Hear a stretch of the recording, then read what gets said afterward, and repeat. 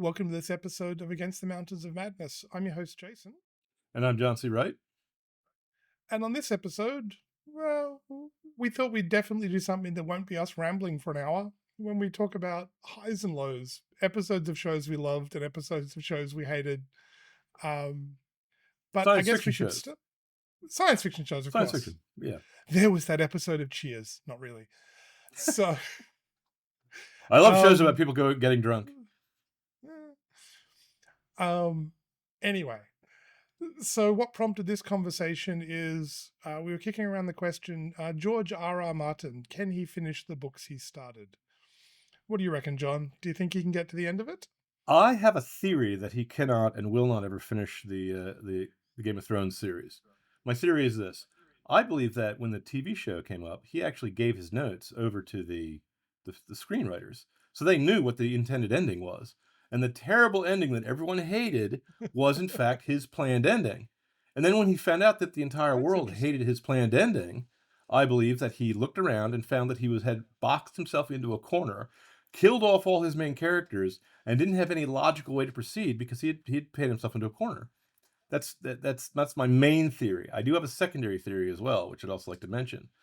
My secondary theory is that he's trying to do a high fantasy genre, which has certain tropies. And a genre is, a science fiction genre is defined as what are the unspoken expectations that the audience, the readership is expecting that you as the author have tacitly agreed to fulfill. Or if you decide to go against the conventions, you have to do it in a way that is so clever and so engaging that they will forgive you. But the expectations are still there, no matter how you deal with them. Well, the expectations of high fantasy, George R.R. Martin tried a rather daring attempt, and I have to say the guy's a skillful author, to rewrite the War of the Roses in a fantasy background. Okay, so everyone was backstabbing everyone else. Everyone was committing sexual outrages and murdering children and doing these things that people in real history have done. Even the Red Wedding, a scene that some people thought was unrealistically violent, there are things in real history that happened almost exactly that way. In fact, I think he copied it. That particular scene, I believe he copied note from a real event in history. Okay. So, but the problem with a nihilistic approach, if you believe that there's nothing worth doing in life, there's no way to achieve a final victory in a story, and the genre demands it. And merely having the last man standing as some nobody, which is, I think, what the movie did. I didn't watch the TV show. I think that's the ending I watched one of the episode. TV show. It's not Jon Snow, so I don't care who they think is going to be the king in Westeros. I'm sorry. Um, uh, I think the audience uttered a groan of disgust that reverberated throughout the world because that was a really popular show. Okay, people tuned in to see softcore pornography, and George R. R. Martin was riding high. He was at that time the most famous author in our field. I think that two things happened. One, he saw the audience would not put up with what he had planned. That's my theory. I don't know. He didn't talk to me. He doesn't talk to me. We're not on speaking terms after the Sad Puppies debacle. I should say debacle. Tempest in a Teapot. And I think he's painted himself into a corner. I think his plot lines, the way he's set up, he can't resolve correctly. And I think his philosophy of life, he was trying to outdo Tolkien, and he can't. Tolkien had a Christian and indeed a Catholic worldview, which proposes that even after all the suffering and hopeless fighting, where the world is going to destroy you because you're behind enemy lines and Sauron is actually in charge, grace beyond expectation might intercede and save you at the last minute. You're going to give in to the ring. Okay, no man resists temptation. But maybe because you showed mercy to a wretch, by accident, he might take the ring and fall into the lava, saving the world. Okay, it looks like an accident, but it's the divine hand. That's the surprise. Spoilers. That's the surprise ending of Lord of the Rings. Well, Hey, you can't look, do if that you in haven't George R. R. Martin's read the background. books or watched the movies by now, I can't help you. Yeah, well, sorry about spoiling it for you. And the thing I thought was surprising was Gollum turned out to be Luke Skywalker's father. That was the surprising part to me. Come with me, rule galaxy we will. Yes, precious. That was great. In any case, but Martin's world would not tolerate an unexpected grace like that because it would make a mockery of everything else he'd set up. The cynical kind of life is just a witch and then you die attitude that's paced throughout the entire book I mean, he deliberately set up people with all the trophies of who was going to be the hero and had him killed off, just to show the Mm, readers that they can't tell who was gonna live and who was gonna die. Okay. Well, in that world, you can't have in a world where life is random and the coincidences are just coincidences. You can't have a happy ending. You can't have a eucatastrophe. You can't have a unexpectedly happy ending. And if you're going to do real politics, sometimes in real politics, the guy who should get the job doesn't get it, you know, mm. or you have a stolen election. And in real life, people don't suddenly come back out of nowhere and win the House and the Senate and I mean, that just doesn't Indeed. that can't happen in real life. That's if you're a cynic, you're not going to believe that that's going to happen. So, and so I just think Martin is too cynical. Now, I don't know if you've heard theories of some of the reason why he's. So if I was a wagering man, I would bet he's not going to finish. He's never going to finish. He's not going to finish. I mean, how long has it been? 10 years since the last book came out. I'd agree with that. He'll never finish it. I did hear someone suggest he probably just doesn't have the chops to write it anymore. Like he's an older guy. He's slowed down. Yeah. He he doesn't he doesn't need to write it. He's got fu money and fame and attention and adoration. He doesn't. He Yeah. he can quite comfortably swan around being George R.R. Martin for the rest of his life and never write another word. Now I could never Um, do that. I mean, I have unfinished series, and I'm going to cling to life like a vampire if I have to finish them because I feel I owe it to my fans.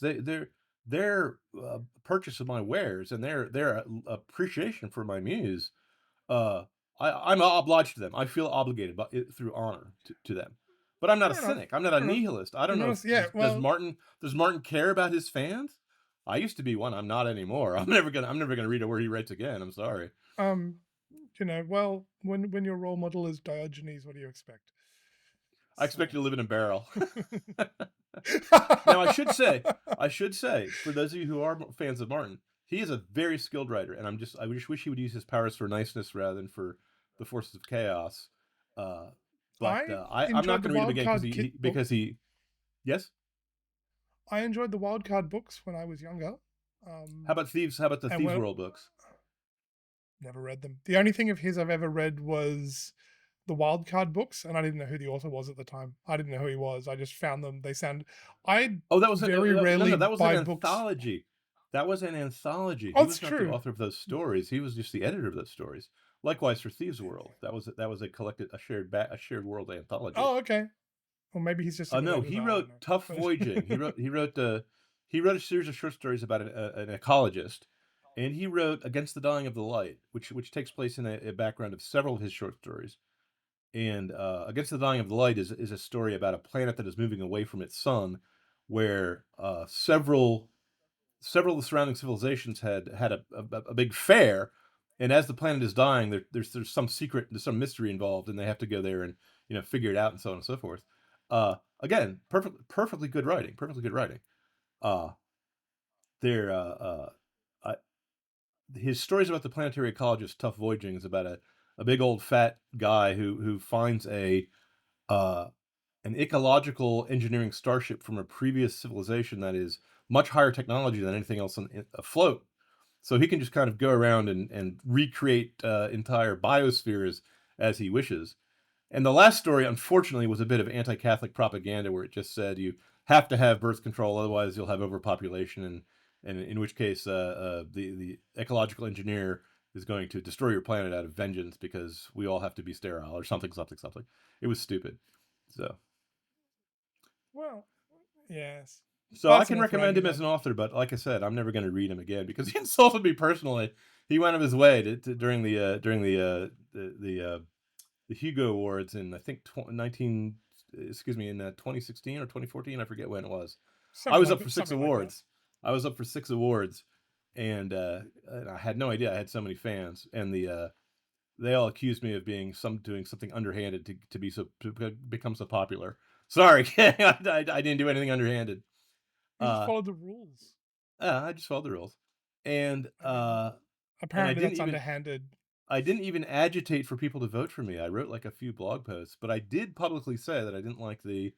I did publicly come out. I quit the SIFWA, the Science Fiction Writers Association, after they fired Vox Day, and after they mocked Malzberg. They got Malzberg and what's his name fired from the in-house magazine for political correctness. That was in the early days when political correctness was starting to get people fired from jobs.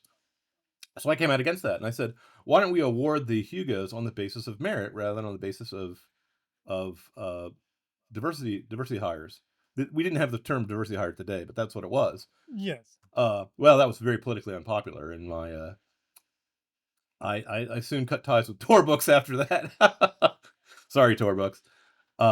So George R.R. Martin, who was very much on the other side politically, publicly denounced me by name and said none of the guys involved in this movement, in this let's have science fiction be based on merit movement, the Sad Puppies movement. It was, by the way, for those of you who don't know, it was called that as a joke because we said when puppies read about science fiction stories not being granted on according to merit, but are these terrible stories that just because they have, like gay, lesbian, black women with a peg leg or whatever they are, or don't have computers, don't know how to use pronouns, that makes puppies cry. So you don't have the puppies cry. So let's give the awards to the people that deserve it. And of course, they did the typical thing. They said we were Nazis. They said we were white supremacists. They said we didn't like. Now, the odd thing is, we had more minorities on our side, among us, running the thing, and on our list than they did. Of course. So Martin comes out publicly and says that none of these stories are worth writing. None of these stories are worth reading. None of these stories are worth buying. And so I came out publicly and I said, sir, you bought one of my stories for the Songs of the Dying Earth, a Jack Vance homage anthology, where my story that you bought appears next to Neil Gaiman and Tanith Lee and other greats of the fantasy field.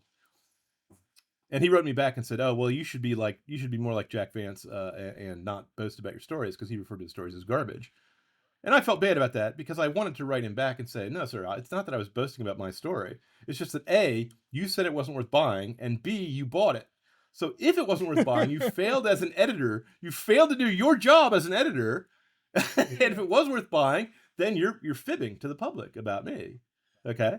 I wasn't proud of the story. To me, it was a piece of work. Okay, I did it in a workmanlike fashion, and I thought I did a very good job of mimicking Jack Vance's unique vocabulary and his way of speaking.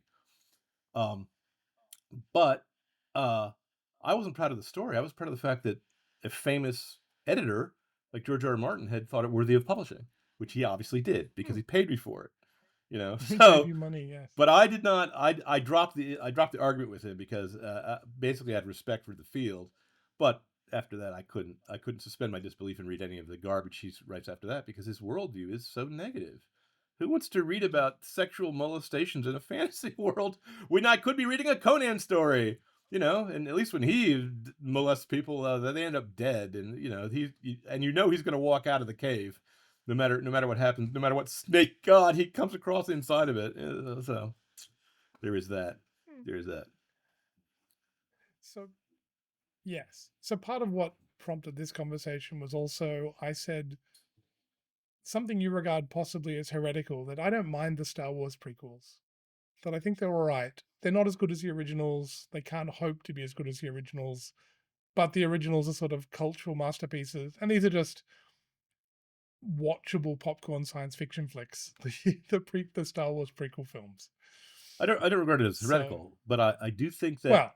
Well, you said that someone told you that you thought maybe George R.R. Martin had lost his fastball. Yes.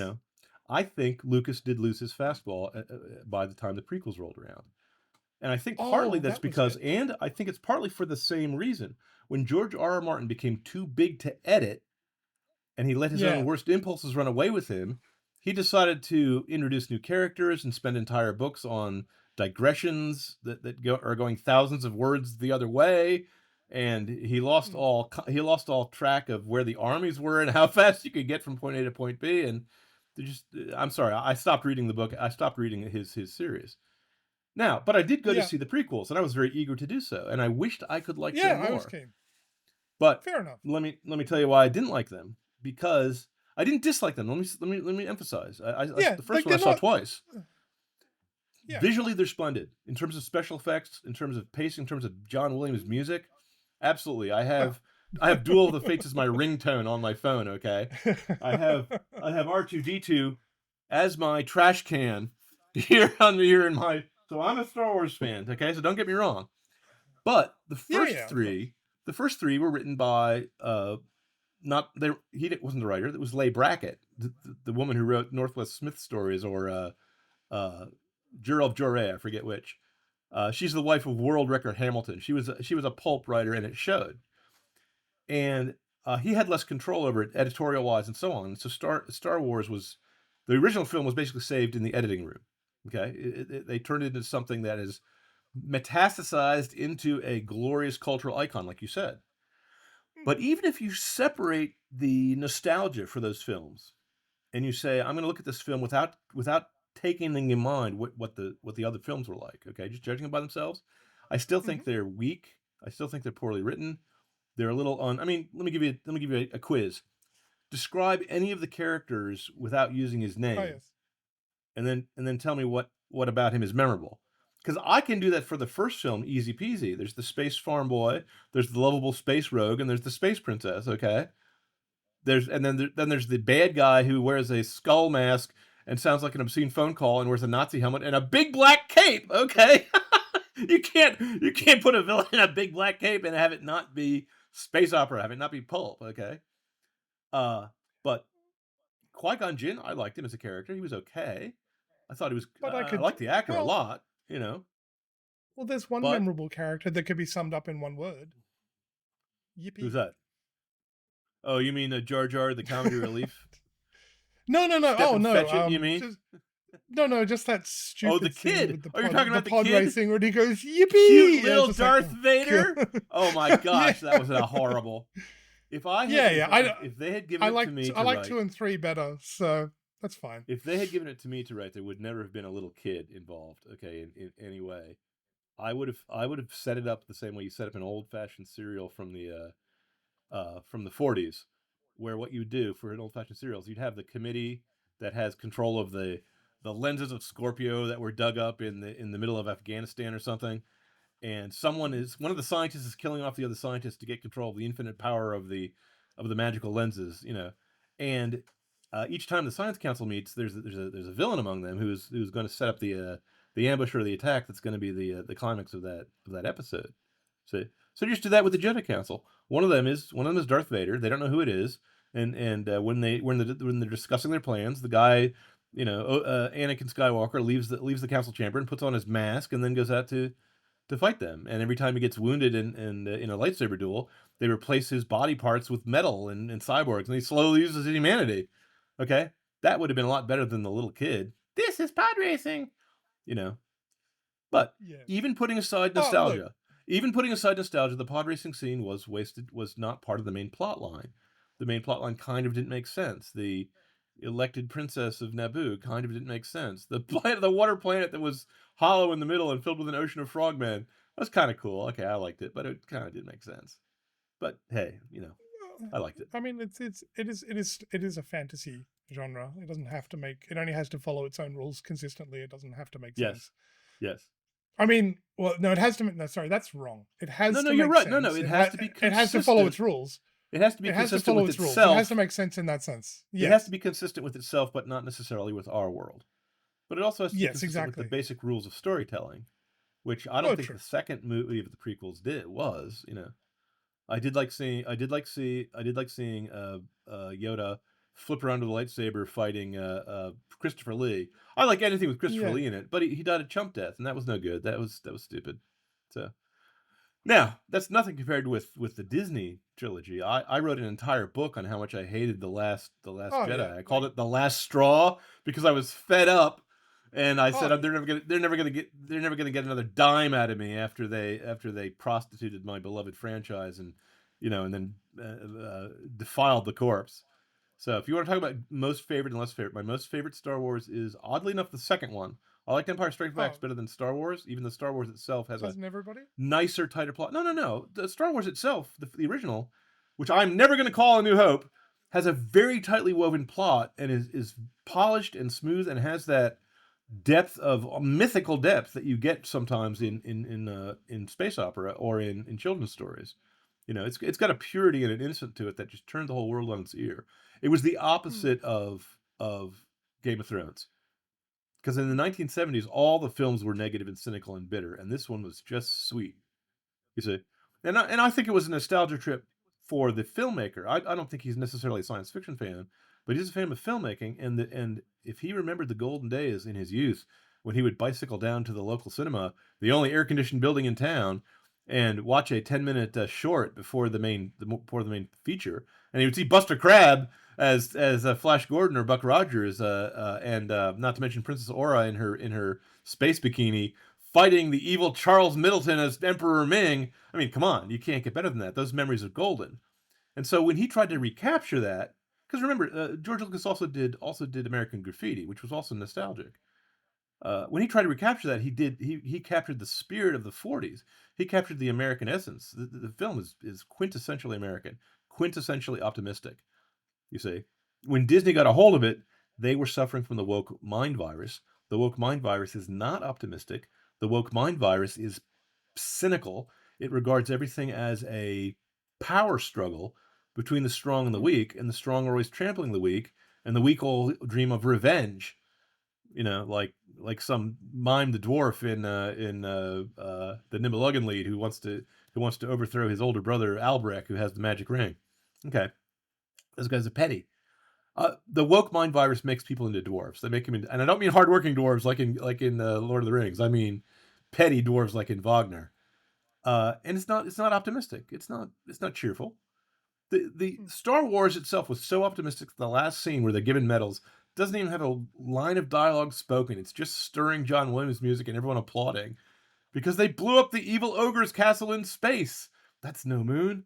I mean, it's great. Okay, but Yeah. you can't do that. You can't do that with a woke background. You can't do that with if your ex stormtrooper who was defected to the good guys because he had a change of heart, he had something in his heart, he couldn't stand the brutality of his own side, and he's trying to save a scrapyard girl from the stormtroopers, and she yanks her hand out of his hand and says, "I can take care of myself." And the first time they meet, she beats him up, and he's on the ground getting electroshocked by the billiard ball robot. And what? That's George R.R. Martin writing. That's not George Lucas writing, and it's not J.R.R. Tolkien writing either. I should say.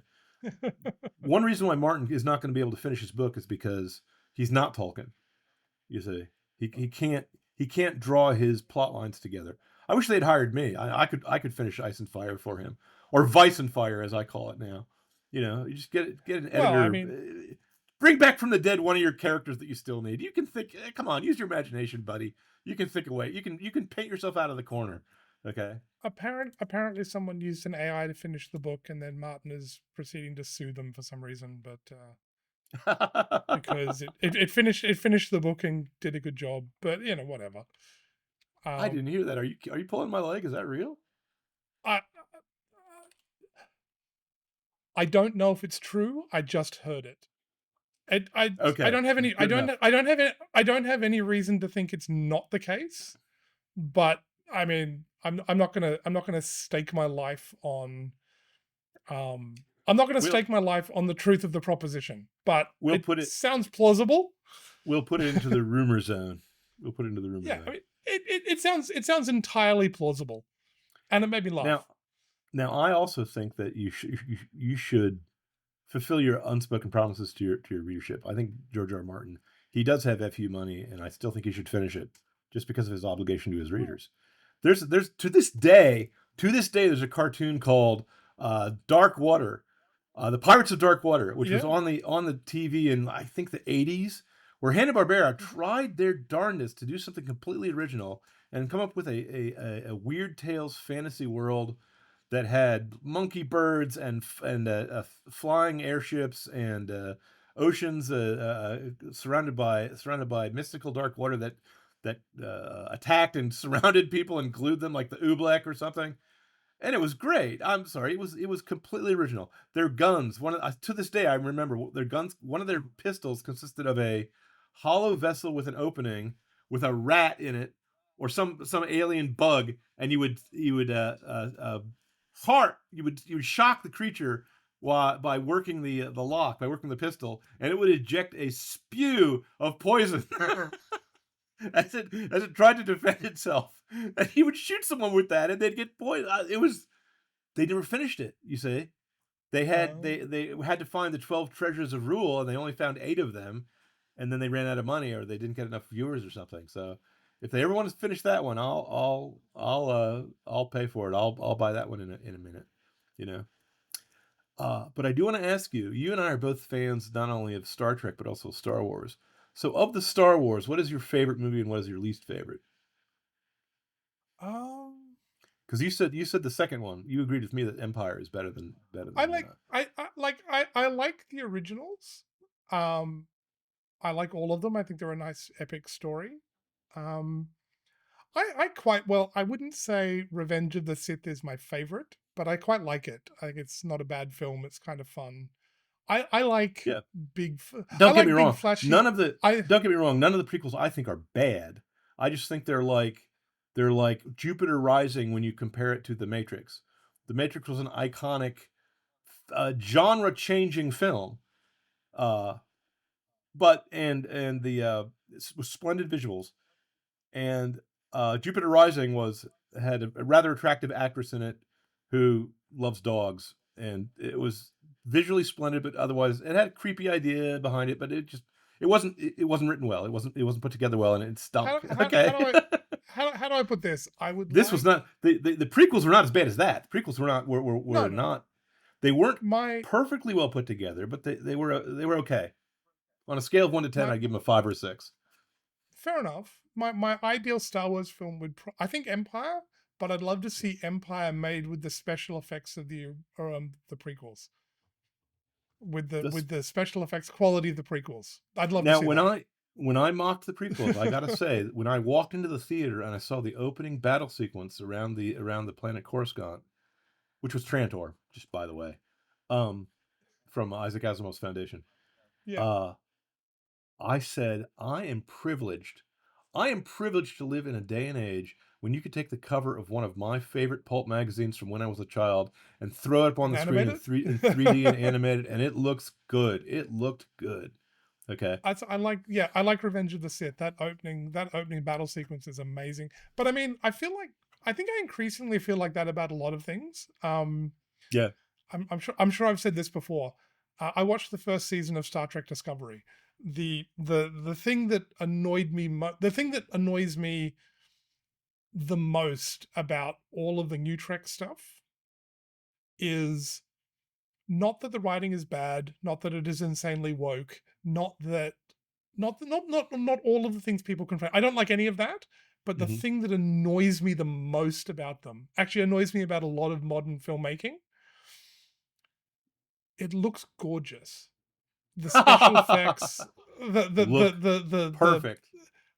the yeah, like the ship shots in space, the space fight. They're cutting corners and stuff later, and it doesn't look as good. But like, it's amazing how good it looks, Yeah. and that's the thing that annoys me the most, because can you imagine how amazing DS9 would be if the whole thing was in high def and with that level of um that level of sort of special effects and costuming and set construction. And there was this scene from one of the first 2 episodes of Discovery. Michael Burnham is trapped in Oh, a oh, Star Trek is Discovery in the is the cell. one. Star Trek Yeah, Discovery. Yes, that's the scene. That scene is brilliantly photographed. That looks really but good. she's in the cell, and it's been exposed to space, and she's sitting there, and it's got the little force field around it keeping the air in, and then just through the crack in the ship you can see the fight going on outside. It's amazing, but Right. it's just wasted on this complete dog excrement of a show. And that's what For a annoys me. moment, for a moment, I thought, you were talking about Star Trek Enterprise, and I realized you're talking about Star Trek Diversity. Yes, Oh, I love Star Trek Enterprise. the one with the female black Vulcan who's better than Spock at everything, the Mary Sue of Yeah, space. but Yeah, just the show looks so good, and looks good. it just that but it bugs me. But I, because I I got it. love But Star let Trek. me answer your question. Let me answer your question because you actually asked a Sure. question in there. Sorry, I It apologize. doesn't well, that's okay. I ramble on too. This is the ramble on show. Uh, you know why it doesn't bug me, even though it should? Because I was a fan of Doctor Who back in the late '60s, back Yeah. in the Oh, '70s, no, yeah. with So, Tom hey, me Baker and too. his long scarf, and they had spent $5 on special effects, and they were Hey, terrible. But the imagination of a child fills in all the details. So in my imagination, hey. his five-dimensional TARDIS is flipping through time and space, and he's got his long scarf and his jelly babies and his yo-yo and his Oh, sonic yeah. Hey, screwdriver. totally. No. Okay, I completely agree. Hey, look, I liked, what was it, Lost in but Space as a kid, I and also there did. is a scene where they're, yeah, go on. I was going to Sorry, I was say, gonna say I but loved Lost. Oh, you you go finish. first. You go first. I was gonna say I loved Lost in Space as a kid, and there is a scene in that where they're going, "Oh no, we're trapped by space mines," and they're standing in a ring of what are obviously half-buried beach balls, inflatable beach balls. It's ridiculous, but the show was fun.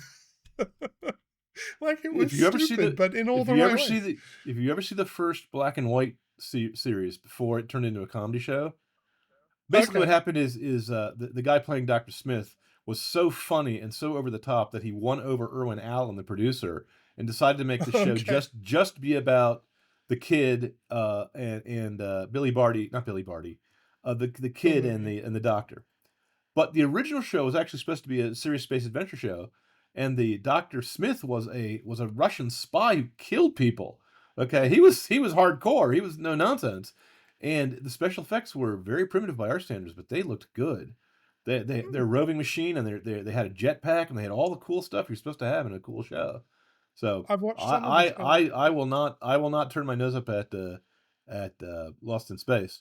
Though I am sad that they didn't call it Space Family Robinson, which is what they wanted to call it, because it's based on the Swiss Family Robinson, Yeah, and they yeah, couldn't yeah. do that because someone else had used the title. Someone else, some like children's book, had used the title Space Family Robinson. You Oh, see? okay. Oh, well, there's another series that, like, Babylon 5. Loved Babylon 5. First season was a bit wonky, final season felt a bit tacked on. But could you imagine what Babylon 5 would have been like with Star Trek Discovery level effects and Again, Bab Five had costuming and really makeup? good. Bab Five had It really was good good. It special was, effects because well, what they had, they used well. Let me tell you one. Well, let me tell you one or two things. The way the Star Furies turned in space was not based on World War One dogfights no, the way that's Star true. Wars was. That's true. They actually turned like spaceships did, but they still had up and space down, which always bugs me. I'm a fan of Space Ghost from the '60s. Okay, and in Space Ghost, when a satellite gets destroyed by a giant robo bird, the rubbish falls down to the bottom of the screen, space down, and all the ships fly oriented, so there's clearly up and Yeah, down. yeah. And even in Star Trek, in They the still do second that movie, in because it Wrath of looks Khan, silly. they say, "Oh, he thinks two dimensionally, Captain. Let's just go under him and then sneak up behind him." Like, come on, come on. The only guys I've ever seen do space travel right is Expanse. I actually Yep. had a nerdgasm the first time I saw someone flying his ship engines forward And as he was slowing decelerating, down. as he was Yeah. decelerating. And then when they in space battles when they shot ships, they if you went through the rubble of the explosion, like they did every time on Battlestar Galactica, every single time. What happens on the Expanse is that's like getting hit with shrapnel. That's like getting hit with machine gun fire because the little particles are still there, and their motion compared to yours is still high speed. Okay, if the other ship was Hmm. coming at you, and they deal with people raised in zero G as children who have bad bones. They deal with, I mean, Oh yeah. everything. They dealt with the nausea of flipping in space. There's a scene where someone has lost control and is just rotating, and in space there's nothing to grab onto. There's no air resistance. So you're just gonna all the blood is gonna go to your head and your feet, and you're gonna puke and die, okay? Because you puke in your spacesuit. There's nothing to breathe. Perfectly well done, okay? I've been waiting for that my whole life, so I recommend The Expanse. Really, Hmm. really, if you're a hard SF guy like I am, okay. Yeah. But I got to give it to you. In Bab 5, with the O'Neill colony, the space station was rotating. When the Marines land on the hull and they cut in Yeah, through and the they've got. hull, then they Oh, that was come up, great. and then you see the camera. they come up through the bottom. Why are they coming Yep. up and not walking through a door? Because this thing's rotated for gravity. So so down is out. See, Yeah. down is the centrifugal force.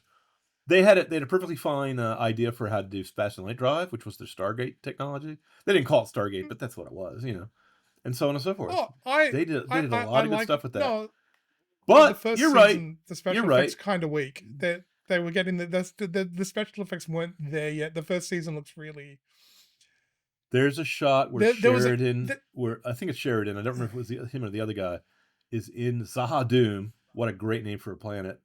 And oh and the White Star after is going to kamikaze, and he jumps to after a his couple of death, seasons they nailed it. and he doesn't die.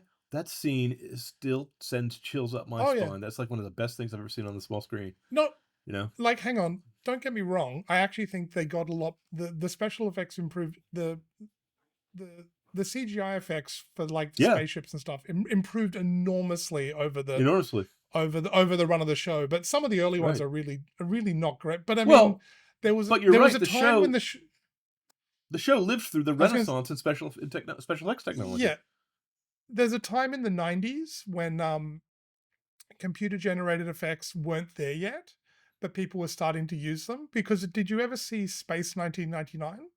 No, not I Space certainly did. 1999.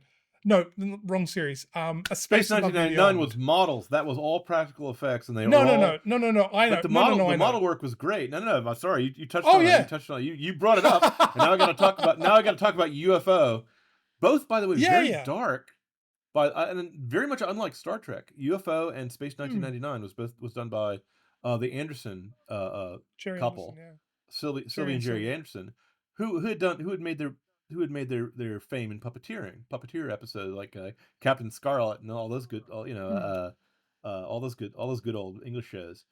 And their model work was absolutely top notch. But they Oh, also had space up and I down. wouldn't fault it. Whenever the UFOs were approaching on their dire missions to come destroy the Earth, they were Hmm. always up and down because the guy couldn't make the spinning things make a bank turn. He couldn't have them change their and the interceptors who had this gigantic honking missile on their nose always Yeah. were up and down. But it was good. I'm sorry, I liked it, especially like the girls on the moon But base when they're in their gold lame tight fitting uniforms.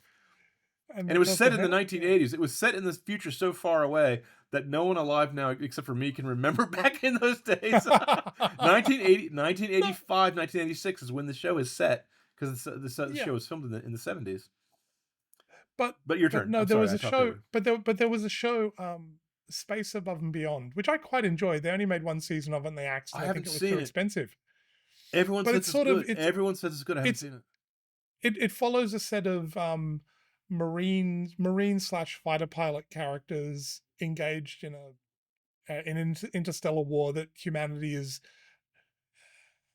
not doing well in at the start, and they start to. But I mean, like, look, it's a good series. I highly recommend it. It's fun. But if you go back and look at the special effects, they're kind of rubbish, and they've pushed Yeah. a little. They've tried to use effects that aren't quite there yet. There was not. Well, actually, it was struck. I was struck most strongly by it by do you ever watch the series Sliders with Jerry Yes, O'Connell? I thought Sliders was pretty good. And the first two or three seasons are really good, and then it's just the end is garbage. Yeah. But there's They ran out of but there's ideas. They ran out of yeah, ideas. but there's a scene in it. I thought introducing the Cro-Magnons, the Cro-Mags from a nearby parallel timeline where a different branch of the human race rose to sentience was a great idea because you needed something like that. You needed something like that in the background to make it so it wasn't just a different timeline every week, you see. Hmm, So, no, but there was a scene in that where they're on. I think it was some magical world where magic worked or something. But they had a dragon, and it was the most rubbish, ridiculous looking animation, computer animation, and it just looked awful. But it was probably yeah. close to cutting edge for television at the time. But it wasn't there. Like they would have been better off. They would have been better off doing a Doctor Who level guy in a suit. Yeah, It looked that awful. because those Doctor Who level guys in suits, they were terrible, but I really liked them because they looked like they were really there. You know, Well, that's no, the but thing that's about. it. But I feel that, but I feel that way about computer animation as a special effect. When it goes bad, it goes really bad because it just doesn't look real at all. Whereas if it's a guy in a well, suit, at least you can tell there's a guy in a suit there. The salt monster from Star Trek that could eat people's salt. That was like the fifth episode or sixth episode. That was really early on. I'm sorry, that thing was horrifying with its little yeah. sucky mouth and Well, its tentacles. Oh my gosh, it was a guy in a suit. well. Speaking. Sorry. A slight divergence. Um, special computer generated effects have been really good for a long time. People don't appreciate how good they are. Back in the 90s, they made a film called, I think it was in the 90s. There's a Robert De Niro film called Ronin, and it's a military sort of mercenary action film. It's pretty good. I remember it being pretty good. I liked it. Mhm. But I learned afterwards there's a scene in it where they're in a getaway car and they're racing through the streets and zipping past, zipping in and out of traffic and racing along. Well, they put the actors in the car with the driver and they drove through the Mhm. street, and they shot the car basically driving down an empty street, and then they just CGI'd in all the other cars so driving around. So the actor, the driver doesn't have to like miss all these really close, Yeah, potentially lethal collisions. He's just sort of got to drive around, and then you can just draw the cars in as you need around it. But if you look at that scene, it looks perfectly realistic. And you can't tell. the reason Yeah. it well the reason is it's the scene is believable, so you're not so any tiny imperfections your brain's not going to notice, and Right. it's a believable scene. But they've been doing CGI like that. They use CGI all over the place in films for backdrops and stuff these days because it's cheaper than when they shoot shows in New York. They put big green screens up at the end of the street, and then they just CGI in the background later. And it looks perfectly plausible because it's a real place. You only look at something like Jar Jar Binks and go, well, he's obviously CGI because 6 foot tall, ridiculous aliens with stupid accents don't really exist, and they don't really exist. The CGI So in the second your brain won't believe you them. want to talk about favorite and least favorite? The second Sure, yes. Terminator film I liked better than the other ones. And there was a Yep. CGI robot from the future that was going to come back, and the bad robot turned into the good robot for the second film because Arnold Schwarzenegger was more famous. Yeah. And the idea of I mean, you just reprogram him. It's a machine. You reprogram it, and it becomes your loyal dog. A boy and his Oh, robot story. Terminator Everyone films. likes the boy and his robot story, don't they? Yeah. It's like Lassie, except with laser guns. Um, but what's funny about that one is there are scenes that you think are CGI that were actually practical effects because the special effects there was just so well done. Now, if your special Hmm. effects level is from 20 years ago, but they took their time and they did a good effort, I don't see anyone making fun of the first Jurassic Park movie. Okay, they No, took their time and they put in the extra effort, and there are things done nowadays that are done sloppily with much better CGI that just look terrible. just You not know, done. Not done well. it takes She-Hulk, for takes example. takes yeah, takes you out of the film immediately. Yeah, yeah. Yeah. Oh no, I agree. Because let me make a comment about She-Hulk. The other problem with having a woke film is that if you hire your special effects guys as well as your director based on DEI principles, you're not hiring for merit, and so you don't know if they can actually do the job. And sometimes they don't, because they know they can't Well, get fired. this is true. But I think actually, um, it may not be that the CGI was better because they took their time. They just did a better job. Because do you remember the story Well, about that's what I mean. They just did a the better job with it. That's what that means. what? That means that Oh no, no, they no, paid attention no, to no. But I mean, details. Is what I mean. well, no, but I mean, I was thinking back to Predator and Jaws. Um, Yeah. Jaws is a really scary movie, but Because the shark is not on 90 screen. because 90% of the 90% of the reason the film is terrifying is because, well, 90% of the reason the film is so terrifying is because the shark was rubbish. The mechanical shark they had was absolute garbage, so they Right, couldn't use it on the screen a lot. It would right. ruin the film. But also the original Predator film had Jean-Claude Van Damme running around in a pink suit, and there's like short clips from it that are around, and I guess they're going to CGI him or something. But in Predator, have you seen Predator? I assume you have. Yeah, yeah, I've seen Predator. I don't remember Claude Young, but that was an Arnold Schwarzenegger film, wasn't it? Oh no, no, but he was apparently going to be the original Predator, but they changed it up. Oh, okay, Um, okay. because that Predator looked but really good, especially the Predator, especially yeah, the stealth field special effect. I was in the audience in a film. I saw it in the theater. My friend was next to me. My friend's a military guy, and he said, "There it is!" And he pointed at because the thing was on a branch in the background as the camera was panning by. And I looked and he was yeah. right. He spotted the thing through the camo field against the background. That's how well done they did it. You see, so Mm. it was man, it was good. It was good. I And thought I thought the it second looked one like was. they took the crab face and then gave it Rasta hair. You Oh don't have yeah. to. I mean, come on, it Well, looked great. Looked great. I don't know. I actually think Predator is one of those odd films where the second one was better than the first one. Not that the first one The isn't second great. one Like the first has a one's really line. good, but The I thought first the one was second one the was a first better one film. is iconic, and the second one I think is better as a film. The plot made slightly more Maybe that's sense, what it is. Maybe and that's what it is. the guy has the best line, which is "Who's next?" The second one also had the fact that the predator would not kill a pregnant female because he was a hunter, and hunters don't kill pregnant females. You see? Did you remember Mm. that little twist Mm. in the Yeah, yeah. He lets her he live won't because kill she the female turns out she's cop. pregnant. Yeah. Yeah, because she's Yeah, because pregnant. he scans it.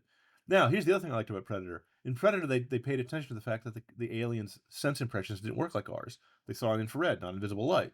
You know, you could mess the Mm. guy up by coating yourself in mud. I mean, that's actually good science fiction writing. You see.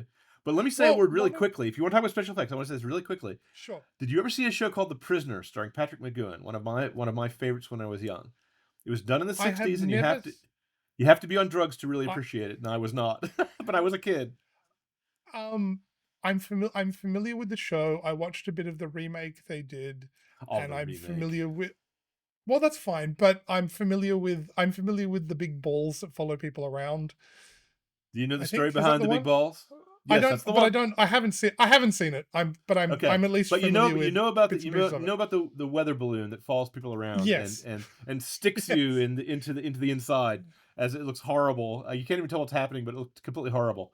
Okay, as a kid, that thing was nightmarish to me. Okay, I was terrified of the giant balloon. Do you know Yep. why it was a? Do you know why they decided to have the stupid idea of having a weather balloon chase the prisoner down the beach? Because their original idea was to have a robot. But the special effects was they couldn't handle the little mechanical cart. It kept breaking down, and it had like guns or Oh, something and claws, and it just didn't work. So they said, yeah. "Never mind. We'll blow up a weather balloon and have a fan and just blow the thing past you. And then when it rolls over you, pretend to be scared. We'll put the camera on the other side and we'll shove the plastic over your face, and it will look like it's strangling you, and that will scare 12-year-old John Wright or 9-year-old or whatever my age was then. And it did. It did. It scared the heck out of me. But very simple special effect. And what the prisoner did to make their island look kind of surreal, well, they filmed it at a hotel during the off season, and the hotel had a unique kind of freakish, weird pop culture architecture, so everything looked kind of odd. And then they just had the doors open and had a little sound effect. That's all. And they hired a dwarf. That's all you need to do to make it science fiction, okay? You Well, know? but that's So, it. But I mean, I think that's part of the problem today. We can do so much more, but you can bring things to life. Unfortunately, you can, because I mean the recent Alien film, like the original two Alien films, Alien and Aliens, are terrifying. Mostly because you top can't notch. see the xenomorphs. Right, Um, right. but I'm told Romulus is. I haven't watched it yet, but Haven't watched it. I don't plan to. apparently it's not great. I saw But it's Aliens because you can see the 3, xenomorph. Yeah, so did I. I saw that in the and cinemas. it's It dead was to all me. right. I'm It wasn't sorry. bad. No, it was terrible. Aliens 3 was terrible. For one thing, In you well, can't kill off Ripley off stage between Riley, excuse me. You can't kill off the little kid. That was dumb. And then they went well, back that's fair. they I landed on presume they a just couldn't get the actress. yeah, Well, sure, but still. it was supposed to be Aliens Earth War, where they came to Earth, and that was what was teased, and that would have been amazing. That would have been amazing. And this is it was the later Alien films get even dumber from there. Well, I Um, didn't watch them. you haven't Aliens, missed anything. the second film I liked a little better than the first film. First film's a haunted Yep. house in space, and I've heard it was based on an E. Van Vogt short story, Oh, where an okay. alien, but I'm not sure that's the case. They might have just taken it from digger wasps or something. But I did read the short story, and there are some similarities, but not that much. Um, but I don't like haunted house stories, even though it was perfectly scary. But the second one was a military story. It was Mil SF, you know. Yeah. And Yeah, and it I was recognized great. all the guys in the platoon. I recognized the short timer. I recognized the butch lady officer, excuse me, Marine, and so on and so forth. And They it were all has good. and that They were all and good. that film has so many iconic lines in it as well. Oh yeah, yeah. It's And not. I It's mean, not. It's not up to the level of The Princess Bride, but it's very high. They up. no, but I mean, It's I mean, good. how do you top? But how do you top Vasquez? Have you ever been mistaken for a man? No, have No, you? was you? I died 2 weeks ago, And not man. to mention, Nuke 'Em from orbit and all the rest of it. It's I the only mean, way to be sure. Yeah, it's very good just it lines. was Very good a lines. wonderful film. Um, They mostly come but out at night. Mostly. It won't make mostly any get away difference. from her, you bitch. Get away from her. Yeah, they liked that line so much they stuck it into the movie they just made, and I'm not going to go see that movie because they did that. It just sounds I terrible. don't think that. So you Well, want to talk about I best and yeah worst? The worst of the Aliens movies are movies I'm not going to go watch, and the same for the worst of the Terminators yeah. movies. The After the Terminator films. fourth one where they undid the timeline, and then I've heard rumors there What? was a fifth one where John Hang Connor on. is dead, and Wait. there's a Latina No. girl. Wait. Let me set you Yes. straight. I have watched all six of the Terminator films. Okay. The second one is amazing. The third one it's not terrible. It's just it's not as good. It's not great, but it's actually all right. It's John Connor a bit later, and then Judgment Day happens. Yeah. That's actually Oh it's no, got it's got I some saw that nice one. bits in. I thought it was clever because he doesn't have a cell phone. He stays off the grid and so on and so forth. But Yeah, the fourth one, he's trying to stop the timeline and it doesn't work. And so okay, well, yeah, everything's for and nothing then then. That's the the problem with fourth time travel the fourth stories. one, but the fourth one they tried to do something different. That's actually set with they're trying to defeat Skynet. It's in the future. John Connor's an adult. That's actually not Yeah. it's not spectacular, but it's not a bad film. It's just they've gone in a different direction. I don't think it ended up working, but it wasn't too bad.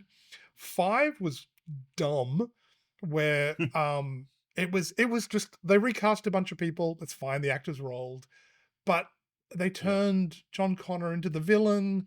There was a whole and the film was just full of member berries, and they were trying to make Sarah Was that Connor the the one that was like hero. Girls And Ghostbusters, like the female version of Ghostbusters sort of? maybe, but I mean, it's not a good film. It's just not a No, good film. maybe. Maybe, Yes. but Yes. but that's but like it was kind of ordinary. It was full of member On a berries. It was kind of crap. On a But the scale of sixth one one, to 10, would you rate it as a 4 or a 6? As on a scale of 1 to 10, or a 3? maybe a How bad was it? 3, maybe a 3. Okay, so It's kind of if you don't watchable, and you'll chuckle, if but you it's kind of dumb. 3 is I consider it if you don't have anything else to do that afternoon and it's coming on Netflix free of charge. You can watch it. Maybe, That's where a but 3 is for me. 6 is the one where they introduced this trooper from the future, which actually this female trooper from the future was actually kind of an interesting idea, but the whole future had changed, and they killed John Connor at the start, and it was just that was And it really wasn't awful. Skynet. It was someone else. It was a Yeah, it was someone different evil else. computer. Yeah, Yeah. Give me a and break. Linda Hamilton was in it looking really old. I mean, like, look, she's an Yeah. old woman now. That's just, and it still had Arnie in it in a cameo sort of role, and it was just, Yeah. it was really bad. In a way, the fifth one was just this dodgy sort of cash grab, and 6 was just off Yeah. the Yeah. reservation dumb. But So yeah, two is the one to watch. 2 is it. Just 2 is 2 is the one to perfect. watch. The I feel the same way the about first two Terminator films, leave it at that. I feel the same way about Star Trek. I think the second one is the best one in that one too. Because Fair. You don't Star think Trek this? Voyager, Star Trek the first one, I mean the movie Star Trek the motion picture, it is okay, and I do like the opening sequence with the Klingons fighting the Voyager probe, Yeah, but not compared to the second one. The second one has all sorts of themes that I liked in it. We talked about yeah, Star Wars, talked about Star Trek. What else did we do we want to mention? Oh, let me mention one other thing. You mentioned several times that in Jaws and several other movies, the less you see, the scarier it is. Do you remember a movie yeah. called Crawl that came out at about the same season as Star Wars, I excuse me, never belay saw that? Kroll. I should watch that one Well, day, but I've never seen it. I I watched it in the theater when it first came out, and I was young enough to think that it and Star Wars were about the same. Then I got older and saw that Star Wars was really had something to it because it touched something in the very core of the human mythological love of space opera. And Kroll wasn't bad, but it was one of these Kroll reminds me a lot of Pirates of Dark Water. It's a space fantasy which has elements of fantasy and science fiction together, tied together. It has some really neat ideas. Okay, there's a race of Cyclopses that sold their one eye in return to the beast, in return for the ability to see the future. But the beast cheated them, so the only thing they can foresee is the day of their own death. They can't see anything Oh, else in the future, okay? And in the final fight scene, when they're breaking into the evil castle of the evil beast, he knows that's the day he's going to die. So he steps forward first and tries to hold open the door and let the party get into the make the invasion.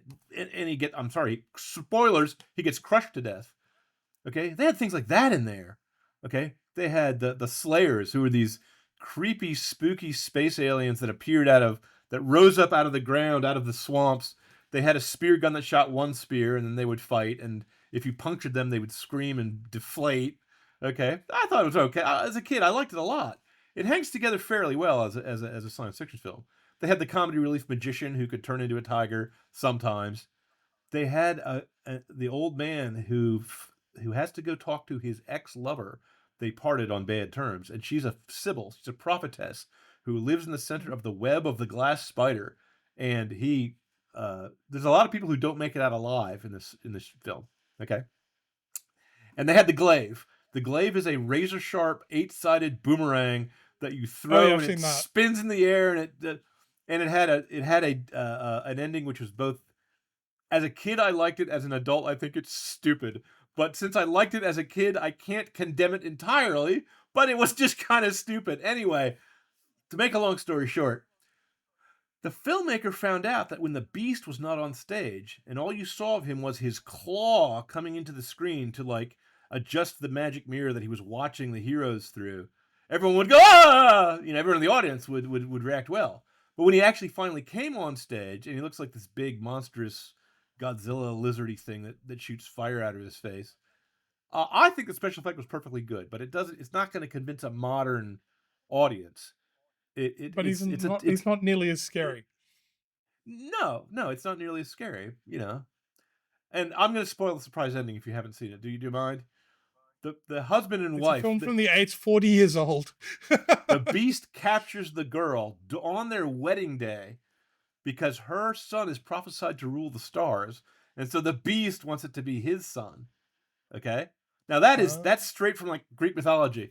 The wedding ceremony consists of them exchanging fire and water. They have to take up and they pick the fire up with their hands because apparently they're magical creatures and hand it to each other.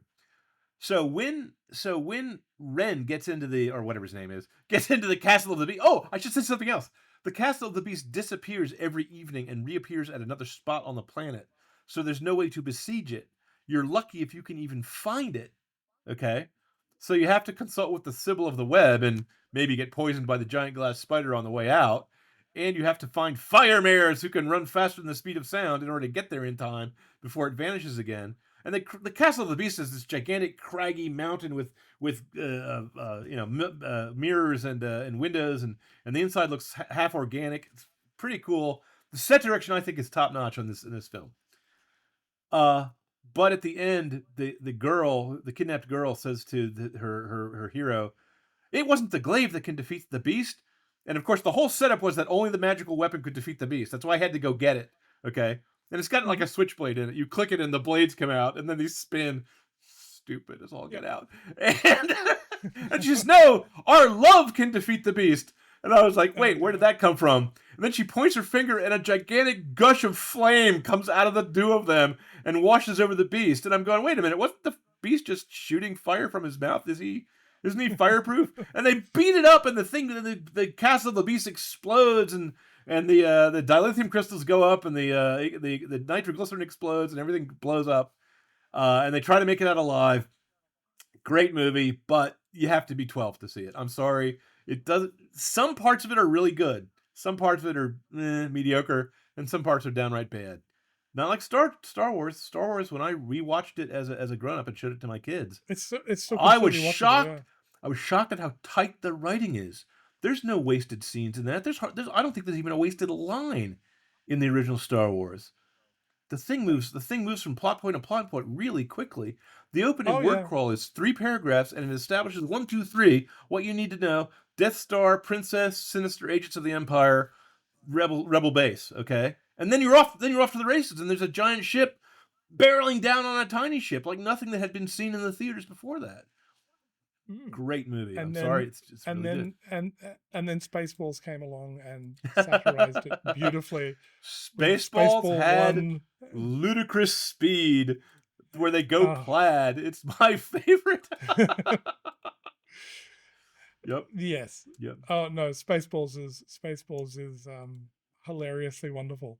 It's I, great. I remember I saw Spaceballs in the cinema. Do you know what my God, I'm favorite old. sequel to Star? You know my favorite season of Star Trek was, besides from the original. My favorite sequel season. It's a show called The What? Orville. The Oh, the Orville. Orville was better than most of the Star Trek that was in Star Trek. They captured the flavor and the feeling of Star Trek. And some of those episodes could have come straight from the pen of Isaac Asimov, you know? And it was I a gotta be comedy. honest. And it was a comedy. And it I was pretty darn good. I enjoyed the Orville, but you know what? I've gone back and rewatched. Well, actually, I go back. I rewatch DS9, Voyager, and Enterprise periodically. Yeah. Um, I don't think I would haven't rewatch The Orville, but I would rewatch haven't gone back to rewatch DS9. the Orville. Yeah. Yeah, There's a cut. I It's get back and The watch. Orville is below the cutoff. You know, there's some things you're just willing to watch and watch again. I would rewatch The Yeah, Wizard of Oz from 1939 any number of times. I would rewatch Disney's Mary Poppins any number of times. I don't. You could put it on continuous loop. I would not get tired of it. Okay. There are certain things that are just perfect. That just there's no scene that needs to be left out. There's nothing that needs to be added. Okay. And if you want to talk about special effects, the special effects from Mary Poppins were absolutely top notch, both at that time and now. When you see Dick Van Dyke dancing with cartoon penguins, it looks real. I'm sorry, I can't it looks complain about it. believable. Yeah, Yeah, you yeah. can suspend. Well, I mean, it's a good film. You can suspend disbelief. You mean you That's really don't what it can. believe? You don't believe in good fairy witches that come by and what she actually does is she makes the family get back together, and which is kind of a sad ending because she has to leave. The story is actually about the fact that the father doesn't pay enough attention to his kids, and the Hmm. mother's a suffragette, So that's just a wonderful story. There was a film called Saving Mr. Banks, which was just a story about the making of the film, which was also worth watching. Though I would not watch a sequel to it. I don't think that would be worth your time. No. Which I think they made. I think they made a little while ago, and I was like, forget it. Oh, No, did they? it's It's like like a making live. it's like a remake of Schwarzenegger's what's the one he goes to Mars? Total Recall. Oh, Total Recall. Why would you make a remake of Total Recall? Okay, That when was I was in the awful. theater, I saw it. I didn't see this film.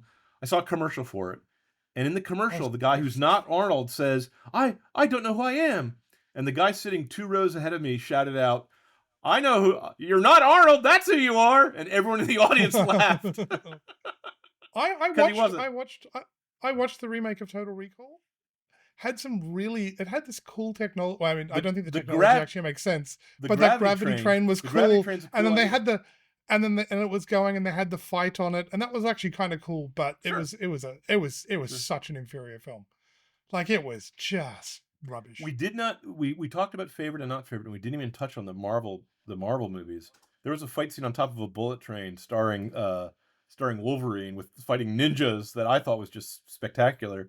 Though that film was not really memorable. I think if you want to say a favorite, I would say the first Captain America film, and I would say Hmm. the Avengers, the Endgame. Except for Captain Marvel, if they had cut Yeah, her out entirely, it would have been a better film. You know. I think all of Marvel through to Phase 3, Captain Marvel excluded, was pretty good. Yeah. Some was Yeah. weak. Some were weaker than others. Like Some weaker Thor: than others. Dark World was Thor: Dark World. I think was the bottom of the barrel. but it wasn't terrible. It just It wasn't. wasn't terrible. I think there was It just wasn't great. there was a Hulk movie that I thought was not that Oh, impressive. I sort of think they predate it, but yeah. Well, I Yeah. mean, how do I put this? Of all of those three phases of the first Marvel movies, someone has to be on the bottom of the pile, Yeah, and I yeah, think sure, Thor: sure. Dark World is the bottom of the pile. I'm But not gonna argue with you. I'm not gonna it's argue with you. still it's still not a It's bad like it's still not it's bad. It's just it's the weakest it's of a bunch of really good films. it's below the line that we were just talking about. I would not rewatch it. You see, it's good, True. but I'm not. If I'm going to rewatch a Marvel film, I'm going to watch Iron Iron Man. Man. Yeah, Yeah, I rewatched the third Thor film is very rewatchable. I think Ragnarok is one of my awesome. one of my favorite fight scenes of all the fight scenes in the Marvel films was when Ant-Man was trying to beat up the Falcon. And I did not like the Falcon in the comics. Okay, I thought his costume was dumb. I thought he didn't make any sense. But the guy in the movie where he has Oh like a yeah, he jetpack kills it. instead of He kills it. oh, that guy, he's good. He's just good. Okay. And Captain the America 4 is the apparently first garbage Ant-Man though, film which is was sad. done the first Ant-Man film was done tongue in cheek, and you have to judge a comedy film different from a serious one, Hmm. where it was just this guy trying to get his daughter visitation rights. Okay, and he accidentally gets the Ant-Man technology, and the real Ant-Man is still out there. Perfectly well done. Perfectly well done. You know, Oh, yeah. I Many, wished many. I wished I wished I could have liked Doctor Strange better. I'm a Doctor Strange fan. Doctor Strange is actually the first comic I ever read. The first film I thought did a lot of things right, but they didn't do the ancient one correctly. They didn't have the father-son relationship that he's supposed to have. And the second one was just the Scarlet Witch movie where she was the bad good guy. I didn't Oh, even see it. Doctor I'm sorry. Strange Mama's terrible. Doctor Strange I, di- Mama's terrible. I didn't even see it. I didn't. People warned It's me away from it. it's garbage. I mean, People warned people warned me it was it's garbage. you know what? You know what? It's a really excellent example of in filmmaking though. What's It's that? um look what we can do with CGI, and and nobody is telling us no, because the CGI in it is they just it's had over the top, Shuma vomited on the screen. It's they terrible, had Shuma Garoth on but it's stage, and if good. you're a But it's Doctor good. Strange fan, Shuma Garoth is the creature that kills, spoilers, the Ancient One, his mentor, in one of the most shocking and impressive comics I've ever read. Okay, and it was also one of the first ones I ever read, so I read as a kid, so it really had a deep impression on me. And they brought in they brought him in as a monster named Gigantus, and he was run over by a bus, and it was just absurdly stupid. It was just really really dumb, Well, you know. no, but I would say you might find interesting if you watch the Multiverse of Madness or Doctor Strange Mom as I'm not Nerd gonna Roddick, but watch. I'm not gonna but don't even finish the sentence. I'm not gonna watch Doctor Strange no, Multiverse no, of Madness no matter what. I've you don't seen have too to many watch the whole. review. You don't I've even have seen to watch the reviews whole of it. thing. I've seen reviews of it, including Just watch including a 3 hour review for a 2 hour movie. Okay, just so I watch the know all first the 20 scenes. minutes. No, it's fine, but it's a really good example of because the CGI, it was the computer effects in it and everything, actually, like they're pretty well. Top Maybe notch. someone will disagree. Top They're notch. sharp and crisp, and there's a lot of them, but there's too Yeah. many of them, and it's just vomited on the screen, and it ends up being really I awful. can't object, Steve. That's the way But Steve Ditko drew it back in the day on the page. well, So that's I can't okay. object to that. But I mean, Do you know who but the if just blonde is who appears in the after credits scene? You're not a Doctor Strange fan, but I am. That's supposed to be Clea. That's supposed to be the girl from the Dark Dimension who he saves from the Dormammu, which they didn't do correctly. That's his love interest. okay, oh okay, fair enough. You have to be a fan of the film. It would be like seeing Lois Lane brought into a Superman film where she figures out his secret identity in the first 15 minutes and they don't have a love affair. But no one would make a Superman film that stupid. Oh wait, Give him time. no, Man of Steel did that. Oh, Man of Steel did that. Okay. In Man of Steel, she figures out his secret identity immediately, and they don't even kiss. They're not. There's no love. There's no love. The most famous love triangle in comics, which is a two-sided love triangle because Lois doesn't know it's Clark. Okay, the thing that made the original Superman the motion picture so interesting, of course, there it was. The actress was I can't think of her name. I'm embarrassed now. That's one of my favorite films Margot too. Kidder. Margot Kidder. Okay, young Margaret Kidder. How could you not fall in love with her? And the guy they had to play, Christopher Reeve, that had Christopher to play Reeve. Yeah. Superman, was perfect. You know, he was perfect. So Yeah. he looked just like, I mean, he looked just like the guy. He looked. That's my favorite Superman film, and my least favorite is Man of Steel, done by Nolan, because Nolan did not understand the character. He didn't know what he was talking about. He made him into an Ayn Rand hero. Which, Well, look, if Nolan had done Atlas Shrugged, those films would have been a lot better than they were. hey, well, Atlas look, Shrugged okay. was not well Well, done as a let's. film. Well, here's the thing. Which is worse, Man of Steel or Superman 4: The Quest for Peace? Man of well, gee, I'm gonna say man. I'm gonna go out on a limb. I'm gonna say Man of Steel is worse. You know why? Superman Why? 4 was a really bad portrayal of the Superman character. Man of Steel was not Superman. He did not have the core elements that Uh, the character is supposed to okay. have. He was just a space alien who happened to dress like Superman, but he didn't act like him or talk like him or have anything in common with him. So Superman 4 is better than Man of Steel because If Superman 4 is a bad implementation of Superman, not a no, not a dude in bad and dude in the costume. not a bad Someone else in the implementation. A anti-Superman implementation. They cut away the thing that makes him Superman. They cut away the in, idea of the hope that he's supposed to represent, the American way. in You see? Superman 4. No, I'm talking about Man of Steel. Man of Oh no, Steel, no, that that's what I'm guy. saying. Superman 4 is better than Man of Steel because Superman Yeah. 4 is Superman done really badly. Really, really And badly. and Really badly. Man of Steel is some completely different character in the same Man of costume. Man of Steel is like Last Jedi. It's someone trying to deconstruct Superman. You say. Okay, fair enough. I mean, there's scenes in Man of Steel and in the sequels where he's like saving people and they're playing sad music and people are looking up and worshiping him like he's the Christ, and everyone is saying, but our entire view of mankind. In Man of Steel, he let his father die rather than reveal his secret identity. Hmm. Okay? His father That's said, "No, no, don't save me. I'd rather die than give away your secret identity." And then the secret identity is discovered by Lois Lane in 15 minutes. It's the well, stupidest thing. That is the opposite of the real Superman. Okay? So, well, and the reason why I say, now don't get me wrong, Superman 4 Quest for Peace is about one of the stupidest films imaginable, especially the fight scene on the moon. yeah. Especially when Soups pushes the moon in front of the sun to cut him off from the sunlight. Especially since the daughter of the Daily Planet is, who's not even Lois Lane, is whisked into space without a spacesuit, and she doesn't suffer explosive decompression. All those things are true. All those things are completely stupid. And yet, if you held a gun to my head and you said you must watch one film or the other, I would say Superman 4. Go to it. You have to imagine me strapped in the chair with like the guy from Clockwork Orange going, "No, no, don't play Beethoven," you know. But I Hmm, would still would, because that was still at least Superman, and the guy from Man of Steel was not. That's fair my enough. that's my argument. That's my argument. So, and George R. R. Martin is never going to finish his book. Bank on it. Well, that's true. All right. Well, on that note, shall we end it there? I hope Yes. this rambling divergence through stuff we like was entertaining for everybody, The as high and the entertaining for low. you as it was for us.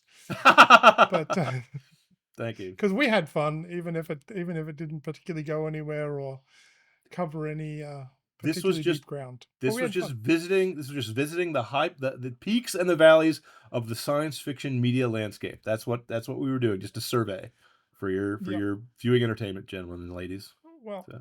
thank you everybody for listening. Like, share, and subscribe, and we'll talk to you next time.